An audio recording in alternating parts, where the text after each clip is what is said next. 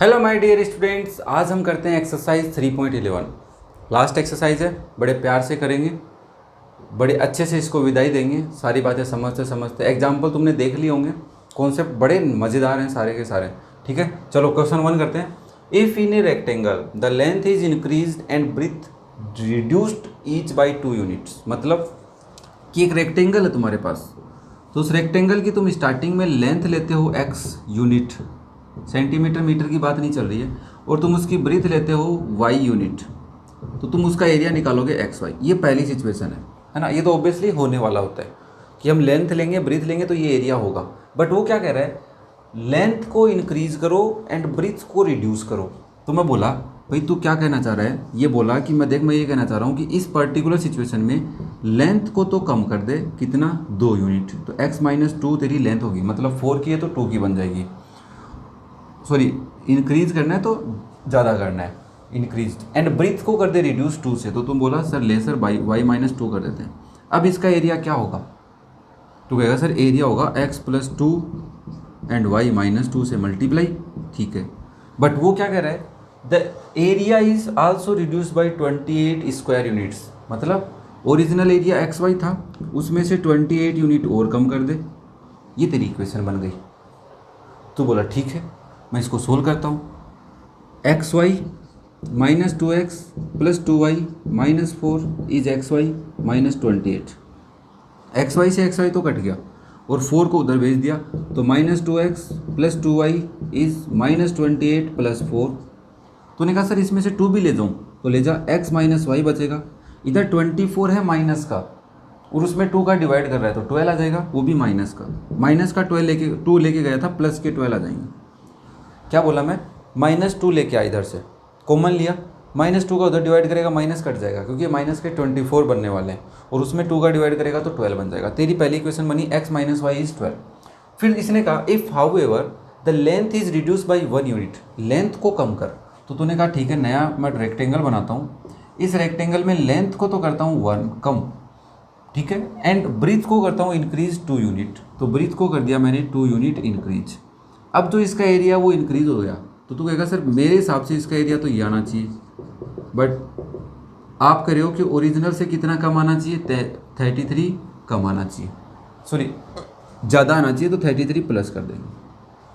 Find the area of rectangle, मतलब original area क्या था रेक्टेंगल का पता करेंगे। एक्स वाई मिल जाएगा तो पता कर लोगे, मल्टीप्लाई करो। xy + 2x - y - 2 is xy + 33। xy से xy तो काट दिया, 2x - y is 33 + 2, 2x - y is 35। वो एक इक्वेशन है x - y इज 12। साइन चेंज करने पड़ेंगे ऑब्वियसली, माइनस प्लस माइनस, ये तो कट जाएगा, यहाँ से आएगा x और वहाँ से कितना आएगा 3 और 2 23। x कितना आ गया तेरा 23। x का मतलब लेंथ आ गई। अब 23 कहाँ रखेगा, इसमें ही रखेगा तो 23 - y इज 12, तो 23 - 12 इज y, y उधर 12 इधर, तो ये बचा 11। y की वैल्यू कितनी आ गई 11। तो एरिया क्या आएगा बताओ मेरे को, एरिया आएगा 23 × 11 दैट इज 253 स्क्वायर यूनिट। ये आ रहा है आंसर, चेक कर लेता हूँ। 253 आ रहा है, यस 253 स्क्वायर यूनिट आ रहा है। समझ में आया, ईजी था ना। चलो नेक्स्ट करते हैं इसी की तरह एक क्वेश्चन नंबर 2। ये क्वेश्चन भी सेम ही है, उसी की तरह के, मतलब कॉन्सेप्ट वही है। क्या कह रहा है, the area of rectangle remain the same. मतलब तुम उसकी लेंथ ब्रीथ में कुछ भी चेंज करो, वो एरिया सेम रहने वाला है। बट क्या चेंज करोगे, लेंथ को इंक्रीज कर रहे हो 7 मीटर से, अब की बार यूनिट नहीं है मीटर है, एंड ब्रीथ को डिक्रीज कर रहे हो 3 मीटर से। तो तुम ओरिजिनल तो एक्स वाई लेके चलोगे, sir x y original length and breadth है, ये लेंथ है तुम्हारी ओरिजिनल और ये ब्रीथ है, तो एरिया तुम बोलोगे सर एरिया आएगा, ये मीटर में लेना आपको, ठीक है ना, मीटर मीटर, तो तुम्हारा जो एरिया आएगा वो एक्स वाई मीटर स्क्वायर आएगा। ठीक है, ये याद रखना, क्योंकि वहाँ पे यूनिट था तो हमने कुछ चेंज नहीं किया था। अब यहाँ पे देखो पहली सिचुएशन में क्या कर रहा है, लेंथ को तुम क्या कर दो, इंक्रीज कर दो 7 मीटर से, तो लेंथ बन गई x + 7 मीटर, एंड ब्रीथ को डिक्रीज कर दो बेटा 3 मीटर से, तो तुम बोलोगे सर y - 3 मीटर। तो एरिया तुम्हारे हिसाब से आएगा x + 7 y - 3, वो ओरिजिनल एरिया के इक्वल ही रहेगा, मतलब xy रहेगा। ठीक है, इसको सोल्व करते हैं।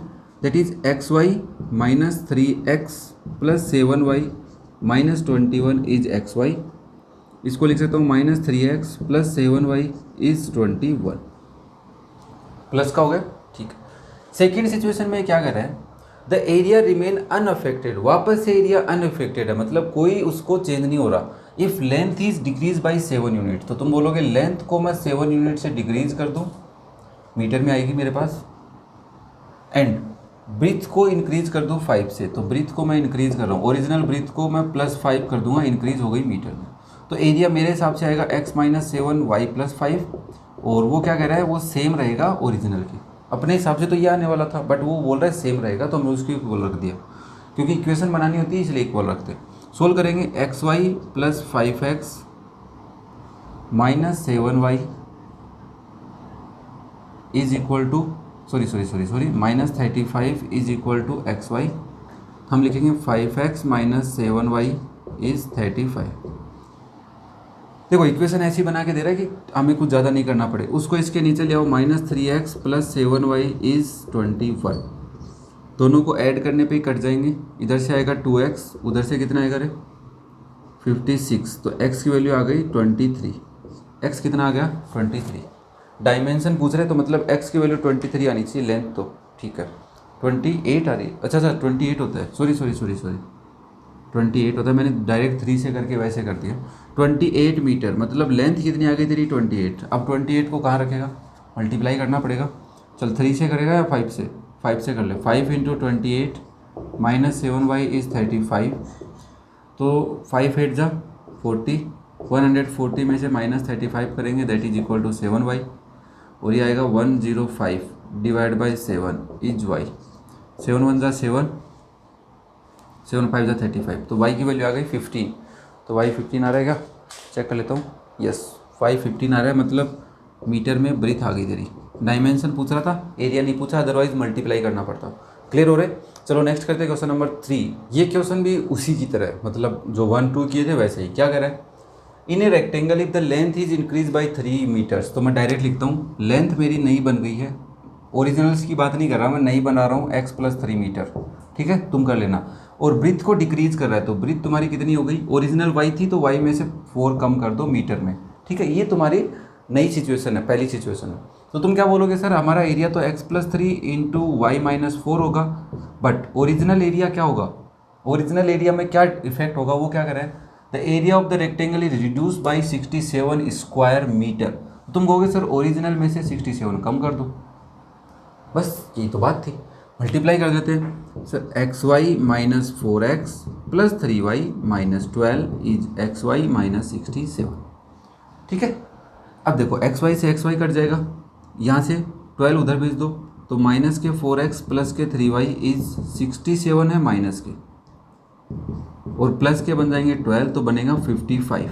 बनेगा कि नहीं बनेगा बेटा, वो भी किसका, माइनस का, तो मैं इसके आगे लगा देता हूँ -55, और यहाँ से आएगा -4x प्लस के 3y।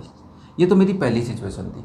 दूसरी में क्या कर रहा है, if length is reduce by 1 metre, तो लेंथ को कम कर दे, x माइनस 1 कर दे मीटर में, and breadth is increase by 4 metre, तो ब्रीथ को तो इंक्रीज कर दे 4 मीटर, तो हमने कर दिया 4 मीटर इंक्रीज। अब एरिया क्या होगा, हमारे अकॉर्डिंग तो एरिया ये होने वाला है, बट क्वेश्चन के अकॉर्डिंग एरिया क्या हो जाएगा, the area is increase by 89 square metre, मतलब ओरिजिनल से 89 ज़्यादा हो जाएगा, तो अब 89 प्लस कर दे भाई। अब सोल्व कर इसको, तो x into y x y plus 4x minus y minus 4 is x y plus 89। Multiply किया है, एक्स वाई से एक्स वाई कट जाएगा, तो यहाँ से आएगा 4x minus y is 89 plus 4, ये माइनस का था प्लस 4, दैट इज़ 93। बस कैलकुलेशन बड़ी दिखा के डरा रहा है तुम्हें, और कुछ नहीं है ना। तो यहाँ पे 4x इक्वल दिख रहा है, चलो फटाफट करते हैं। पहली equation 4x plus 3y is -55, दूसरी इक्वेशन क्या है, प्लस के 4x माइनस के y इज 93, दोनों में से ऐड करने पे कट गए, तो यहाँ से आया 2y, 93 में से मैं 93 में से 55 माइनस करता हूँ, 93 माइनस 55 38, वो भी प्लस के, तो y की वैल्यू कितनी आ गई, 19 आ गई क्या, 38 2 में डिवाइड करेंगे, 2 का 19 आ रही है, यस ब्रीथ 19 आ रही है, सही है। 19 यहाँ पुट कर लेते हैं, तो यहाँ से आएगा 4x माइनस 19 इज़ 93, तो 4x आएगा, 93 में से माइनस करो 19, तो अब क्या 93 में से 19 माइनस कर लेते हैं, 93 माइनस 19, तो वैल्यू आ रही है 74। तो x की वैल्यू आ गई 74/4, 4 2 ज़ा 8 है ना, 4 1 ज़ा 4, 74 में डिवाइड जा रहा है क्या, 74 में डिवाइड करना है 4 का, कितना आ रहा है 18.5 आ रहा है।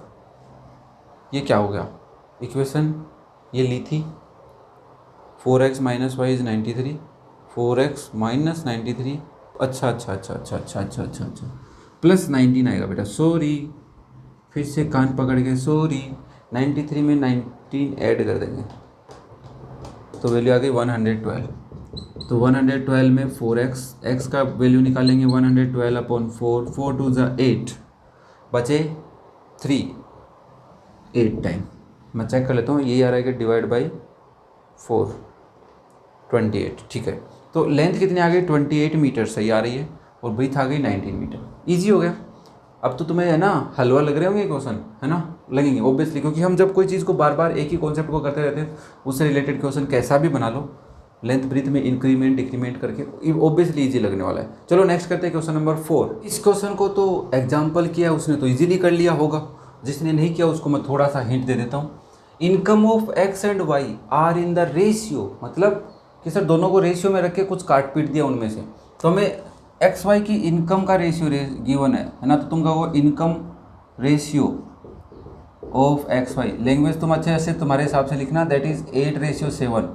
तो मैं कॉमन रेशियो लेता हूँ या कॉमन मल्टीपल बोल सकते हैं, कॉमन रेशियो तुमने लिया एक्स, तो एक्स की इनकम कितनी हुई, एक्स इनकम तुम बोलोगे सर 8x रुपये, ओके। वाई इनकम कितनी हो गई, वाई की इनकम हो गई 7x रुपये, समझ में आ रहा है, क्योंकि सर कोई कॉमन नंबर था जिनको काट के 8:7, मतलब ऐसे तो है नहीं 8 रुपये 7 रुपये, कुछ रुपीज़ थे उनको काट पीट के छोटा किया है, तो 8x 7x हो गया, ओके।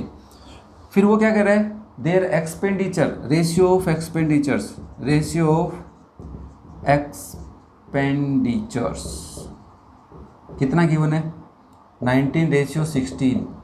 तो तुम कहोगे लेट कर लेते हैं, लेट करता हूँ वापस से, कॉमन रेशियो इज वाई ले लेते हैं। अब एक्स तो लेंगे नहीं, वो तो उसके पास था, ज़रूरी तो ना सेम नंबर का डिवाइड इसमें भी हुआ हो, नहीं हुआ ना, तो वाई दूसरा नंबर लो। तो तुम कहोगे एक्स का एक्सपेंडिचर कितना है, एक्स का खर्चा कितना है, एक्स का खर्चा है 19y, और वाई का खर्चा कितना है बेटा, वाई का एक्सपेंडिचर है, जल्दी बोलो रे बाबा, 16y, okay.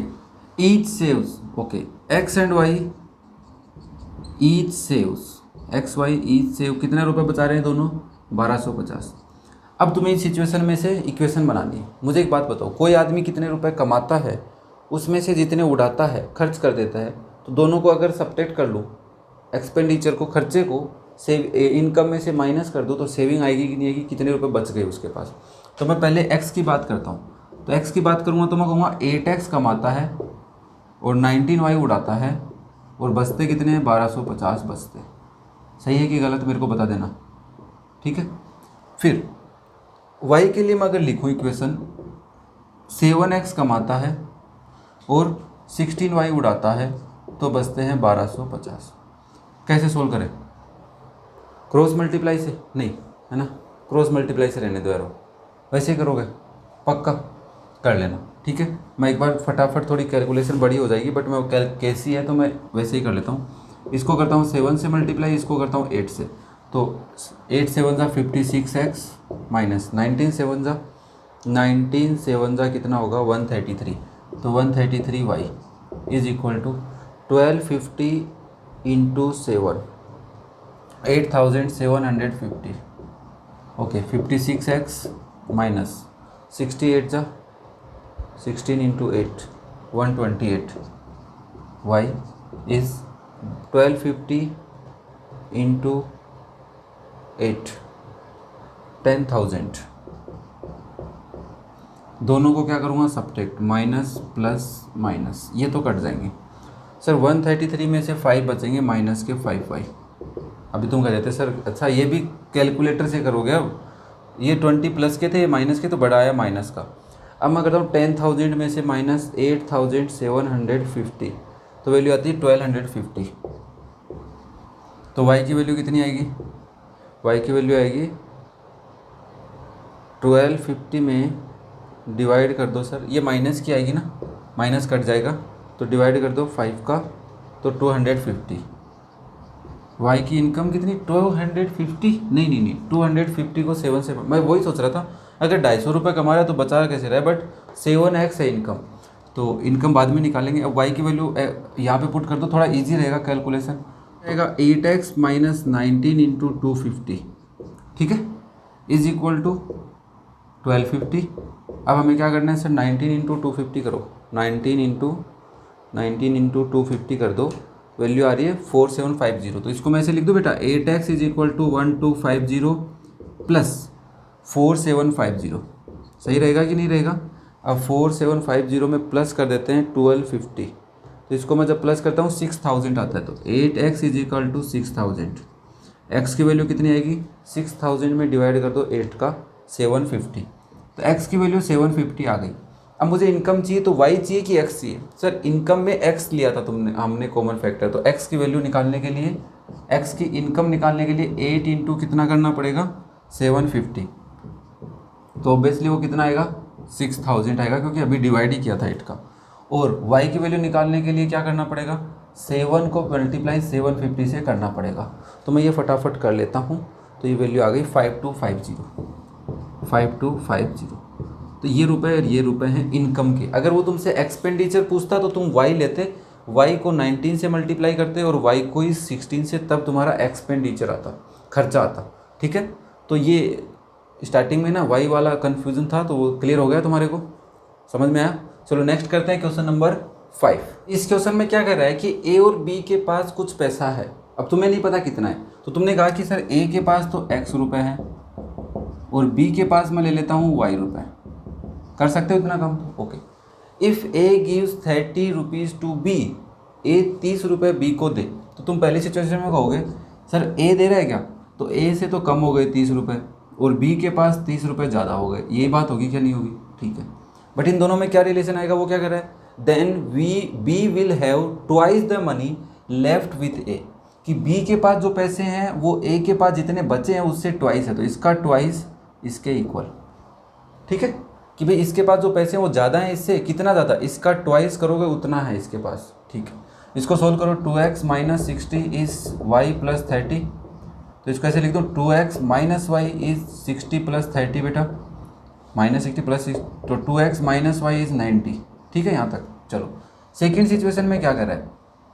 If b gives ₹10 to a, अब b a को दे रहा है, तो b के पास 10 रुपये कम हो गए और a के पास 10 रुपये ज़्यादा हो गए। Then a will have thrice as much as is left with b, कि a के पास जो पैसे हैं वो कितने हैं, b के पास जो पैसे हैं उसका 3 टाइम है, तो इसका थ्राइस कर दो क्यों, ठीक है। ऐसे सोच लिया करो इजीली क्वेश्चन, थोड़ी लैंग्वेज को पकड़ना सीखो, समझना सीखो, रटो मत, समझोगे तो ऑब्वियसली हर लैंग्वेज का तुम्हारे पास सॉल्यूशन है। तो x plus 10 is 3y minus 30 हो जाएगा बेटा, इसको सोल्व करेंगे तो x minus 3y is minus 3t plus minus 10, ये भी माइनस का बनेगा उधर जाके, तो x minus 3y is minus 40। एक इक्वेशन ये रही, एक ये रही, इसको लिखें, that is 2x minus y is 90, और इसको देखो मैं मल्टीप्लाई करके ले जाऊँगा वहाँ पे, 2 से मल्टीप्लाई कर लेता हूँ, x का कोफिशिएंट इक्वल कर लेता हूँ, तो मैं 2 से मल्टीप्लाई करूँगा, 2x minus 6y is minus 80। अब दोनों के साइन चेंज कर लेता हूँ, माइनस प्लस प्लस, ये तो कट जाएंगे, यहाँ से कितना आएगा, प्लस के 5y, ये दोनों प्लस के हैं, तो 170 हो जाएंगे क्या बेटा? तो y की वैल्यू कितनी आएगी, 170 अपॉन 5, 5 3 जा 15, 5 4 जा 20, तो y की वैल्यू 34। एक बार चेक कर लेते हैं क्या 34 आ रही है, नहीं आ रही तो हम गलत हो गए, यस, मतलब y 34 मतलब b के पास 34 रुपये सही आ रही है। अब a के पास निकालना है तो x निकालना पड़ेगा, 34 पुट कर देते हैं यहाँ, तो 2x माइनस 34 इज़ 90 और 2x is equal to 90 plus 34, that is 4 9 और 3 12 124, एक्स की वैल्यू निकालेंगे अपॉन 2 दैट इज 62। तो इसका मतलब ए के पास तो 62 रुपये थे और बी के पास कितने थे 34 रुपीज़। कर लोगे? चलो नेक्स्ट वीडियो में हम नेक्स्ट क्वेश्चंस करेंगे। तब तक क्वेश्चन नंबर 5 और एग्जाम्पल देखो, अच्छे से समझ के करो इनको, ठीक है ना? ऐसे नहीं कि फटाफट कर लिए, नहीं, समझो अच्छे से, डीपली बातों को पकड़ना सीखो। जो भी डाउट हो कमेंट करो मुझे, ठीक है? चैनल को लाइक करना, सब्सक्राइब करना और शेयर भी करना अपने दोस्तों के साथ। Thank you.